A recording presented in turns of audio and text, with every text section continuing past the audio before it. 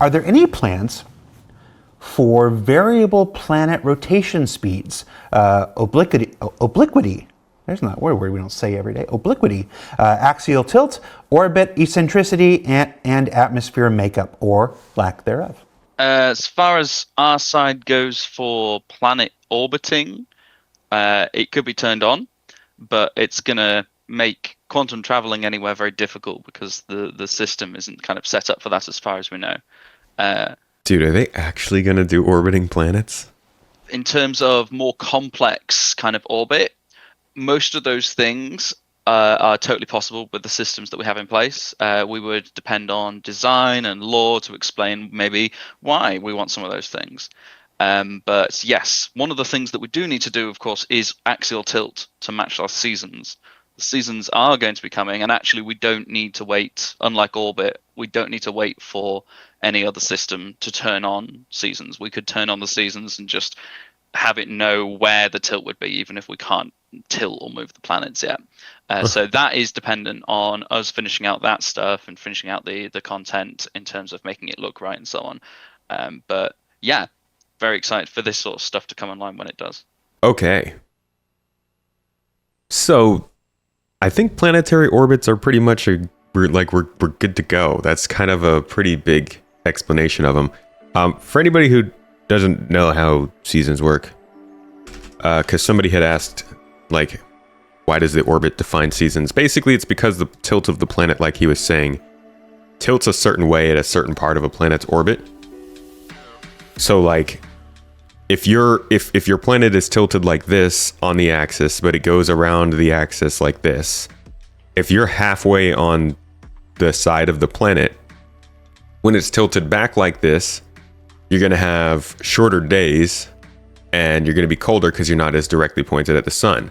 Whereas when you're tilted forward like this, you're going to have longer days and you're going to be hotter when you're tilted at the sun. Same goes for the southern half of the planet. It'll just be opposite because of the tilt. That's why, like, southern hemisphere has winter when we have summer, all that jazz. So basically what they're saying is, in order to get seasons, they could tilt the planets and start sending them around the star. But as of right now, all the systems that run in the background that would depend on that, like quantum travel, aren't made to work with that. Now, I think what they'd probably have to do is make it so that the quantum travel system can predict where the location of a planet will be and then send you on your way there. The interesting thing about that, though, is that you're not going to be able to have bottlenecks that pirates can continue to sit on in order to lock down trade lanes. Trade lanes are always going to be moving, so pirates would always have to be moving, which complicates that gameplay loop. It also changes the way that value of commodities happens. On some days, you could have some incredible prices because you've got one planet that harvests something that sells really well on the other planet right next to each other, and on other parts of the year, that could be a terrible deal to make because they're on the opposite sides of the system.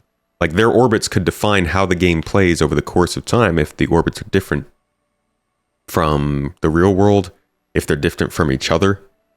That's pretty nuts. And then I think this actually would introduce one of the most exciting things for me, which would be the possibility of irregular orbits. Imagine being able to have comets that could orbit your star once every 6 months. And I think this is like one of the best possible things for exploration gameplay. You get the planets orbiting the star once every 6 months. So for about 4 to 3 of the months that of that period of time, the comet is visitable. However far out distance it is, there's no invisible wall stopping you from visiting it. So let's say every time it leaves the system, it refreshes itself with like super valuable resources and stuff. As it comes back into the system, everybody tries their shot at getting out to it as early as possible, but only the best explorers can make it out there. So they get the best resources, they clear up, maybe they build a base on there to make sure they have a spot where they can continue to harvest, all that kind of stuff, right?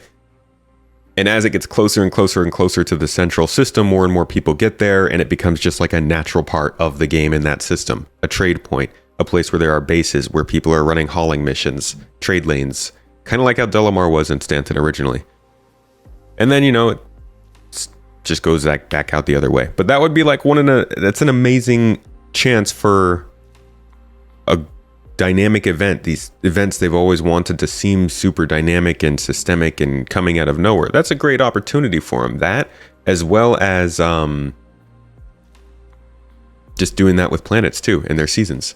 And here's the only other bit we ever learned about seasons. We looked at it earlier, but this was in CitizenCon 2021.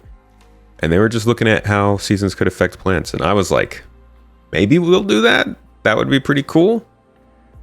I am surprised though to see them doing getting this into the game or getting it ready so quickly. And that's my spiel for exploration based on orbits. Please, CIG, please let's take advantage of that.